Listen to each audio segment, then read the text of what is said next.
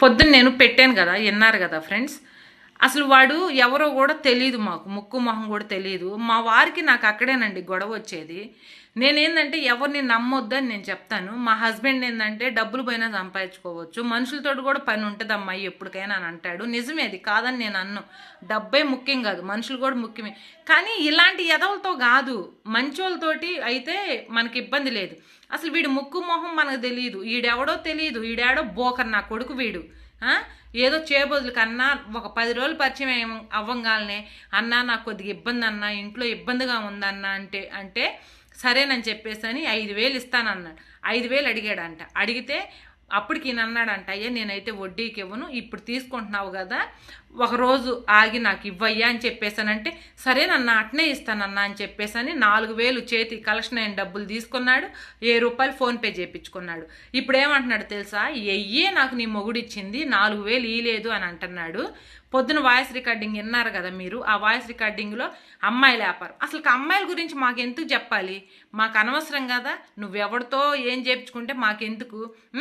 ఏమంటున్నాడు తెలుసా, మీ ఆయనకి నేను అమ్మాయిని సెట్ చేస్తా, డబ్బులు అయితే నేను ఇవ్వను, అట్టిష్టమైతే ఒప్పుకో. అసలు వాడు నాతో చెప్తున్నాడు మా ఆయనకంటే అమ్మాయిని సెట్ చేస్తాడంట. బోకరా వాడిని ఏమనుకోవాలి ఇంకా నేను. ఇలాంటి వాడిని తిట్టకేం చేయాలి ఇంకా. డబ్బులు తీసుకొని అమ్మాయిలను సెట్ చేసే బోకరు.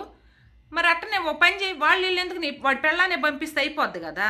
ఇక వాళ్ళు వీళ్ళు ఎందుకు, వాడి పెళ్ళాన్నో కూతుర్నో పంపిస్తే సరిపోద్దిగా. పంపిస్తాడు వాడు, అలాంటి వాడే.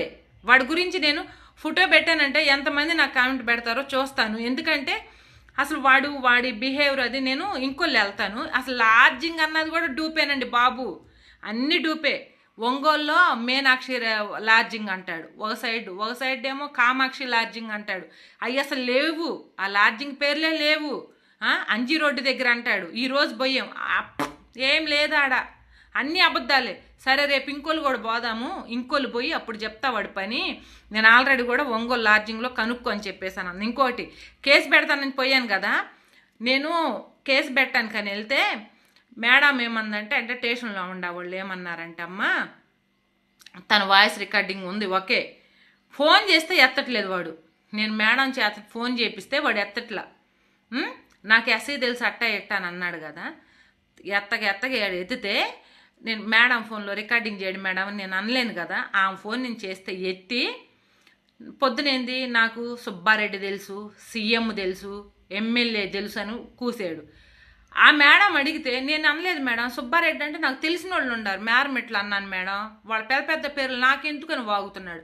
ఇంత పిరిగిసానాసి. రేపు వాడు ఫోటో పెడతా